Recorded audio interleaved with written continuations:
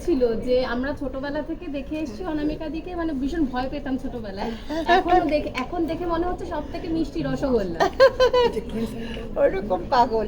আসলে আমরা 14 দিন একসঙ্গে মহিষাদল রাজবাড়িতে শ্যুট করেছি, সে যে কি আনন্দ হয়েছে।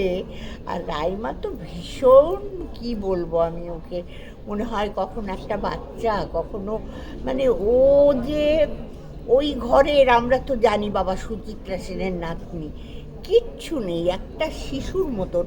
ওর মেকআপ রুম ছেড়ে সেই যে এসে ঢুকতো আমাদের মেকআপ রুমে, আমি সোহিনী আর সমাপ্তি, এই আড্ডা গল্প, কাউকে শুতে দেবে না, কাউকে না গল্প করো, মানে ভীষণভাবে। আসার সময় আমি তো কেঁদেছি ঝরঝরিয়ে। 14 দিন পরে যখন ফিরছি না, আমি বললাম রাইমা কোথায়? বলে দিদি ও তো কাল রাত্রিরেই বেরিয়ে গেছে। আমি বললাম এ মা, ওর সঙ্গে দেখাই হলো না।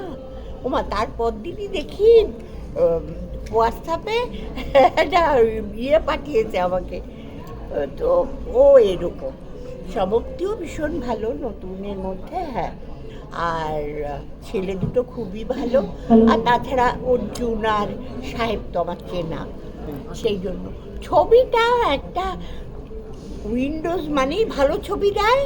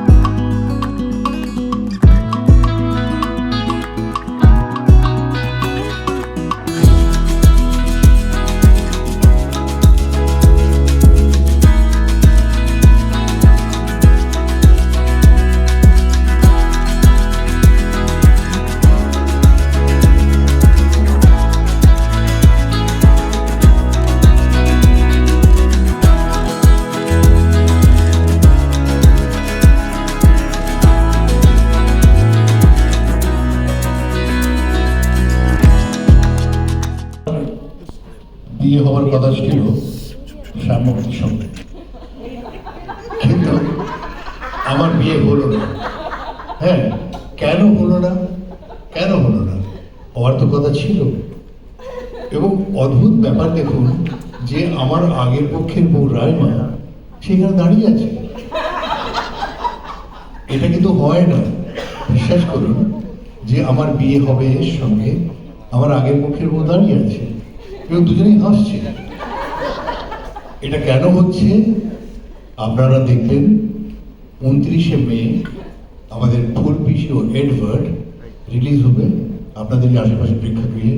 আপনারা অবশ্যই আসবেন, দেখবেন এবং এর উত্তর পাবেন, কেন এ, কেন ও এবং কেন আমি।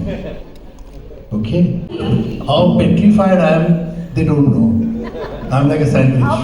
Looking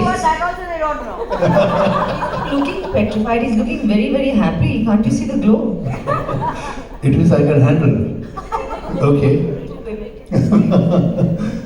আপনারা অবশ্যই দেখবেন 29শে মে ফুলপিসি ও এডভার্ড আসছে।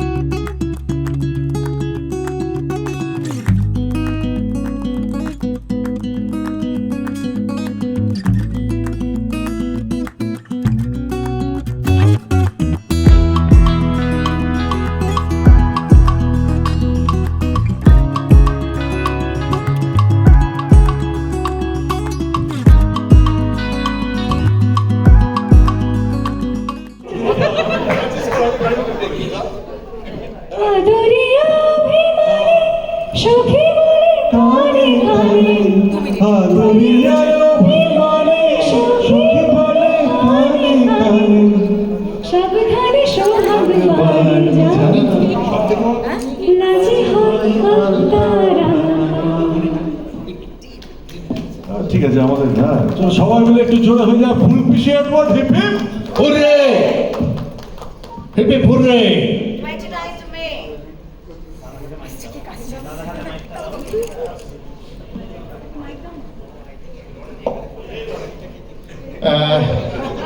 আপনার কেকটা কাটতে হবে, সবাইকে একটু অনুরোধ করব আসবার জন্য। কেকটা কাটতে হবে, সবাইকে অনুরোধ করব আসবার জন্য। কেকটা কাটাবো, সবাইকে অনুরোধ করব কেকের কাছে চলে আসুন। সব সময় ফটো অপশন সুন্দর করে কেকটা কাটাবো।